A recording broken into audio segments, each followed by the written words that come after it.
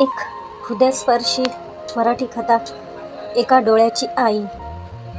एका गावात एक बाई आपल्या छोट्या मुलाबरोबर एका छोट्या झोपडीत राहत होती. आपल्या मुलाला काही कमी पडू नये म्हणून दिवस रात्र एक करून ती काम करत असे. पण त्या छोट्या मुलाला मात्र आपली आई अजिबात आवडत नसे. तो तिचा तिरस्कार करत असतो, कारण तिला एक डोळा नसल्यामुळे ती भिसूर दिसत असते. आईला तो शाळेतही येऊ देत नसतो. एकदा एका कार्यक्रमासाठी आईला शाळेत जावे लागते, पण तिला बघून कुठे तोंड लपवावे हे मुलाला कळत नाही. रागाचा एक कटाक्ष टाकून तो तिथून पळून जातो. घरी आल्यावर तो आईला प्रचंड बोलला. कशाला आली होतीस शाळेत? आता माझे मित्र मला चिडवतील. मी उद्या शाळेत कसा जाऊ? तुला एक डोळा का नाहीये? मला तू अजिबात आवडत नाहीस आई, वगैरे वगैरे. आई काही बोलत नव्हती. आपण आईला खूप बोललो याचे मुलालाही काही वाटत नाही. रागाने तो नुसता धुसमस असतो. आईशी काही न बोलता जेवतो आणि झोपतो. रात्री कधीतरी त्याला जाग येते तर आपल्या मुलाची झोपमोड होऊ नये अशा दबक्या आवाजात त्याची आई रडत असते, पण त्याचेही त्याला काही वाटत नाही. एका डोळ्याच्या आपल्या आईचा त्याला अधिकच तिरस्कार वाटायला लागतो. त्या क्षणी तो निर्णय घेतो, शिकून खूप मोठे व्हायचे आणि इथून बाहेर पडायचे. त्याप्रमाणे तो खूप अभ्यास करतो. उच्च शिक्षणासाठी मोठ्या शहरात येतो. नामवंत विद्यापीठातून पदवी मिळवतो. मोठ्या कंपनीत मोठ्या हुद्द्यावर काम करू लागतो.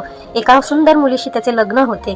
त्याला एक मुलगी होते. आता त्याचे कुटुंब पूर्ण होते, कारण हे सुंदर चित्र बिघडवणारी एका डोळ्याची आई त्याची तिथे नसते. तो तिला जवळजवळ विसरून गेलेला असतो. अतिशय सुखात असतो. एक दिवस त्याच्या घराचे दार वाजते. दारात एका माणसाबरोबर त्याची तीच एका डोळ्याची आई उभी असते. तिला बघून त्याची मुलगी घाबरून आत पळून जाते. तो आधी चक्रावतो आणि मग स्वतःला सावरत तिला म्हणतो, कोण आहेस तू? इथे का आलीस? बघ, माझी मुलगी तुला घाबरली. मी बहुतेक चुकीच्या पत्त्यावर आले. असे काहीसे पुटपुटत आई निघून जाते. तिने आपल्याला ओळखले नाही अशा समाधानात मुलगा दार लावून घेतो. काही दिवसांनी माजी विद्यार्थी संमेलनासाठी त्याला त्याच्या शाळेतून पत्र येते. परत त्या गावात जाऊ नये असे वाटत असतानाही तो संमेलनास जाण्यास निर्णय घेतो. ऑफिसच्या कामासाठी जातोय असे बायकोला खोटेच सांगतो. संमेलन पार पडते.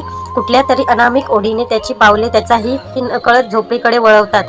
दाराला कुलूप असते. शेजारची बाई त्याला ओळखते आणि एक पत्र देते.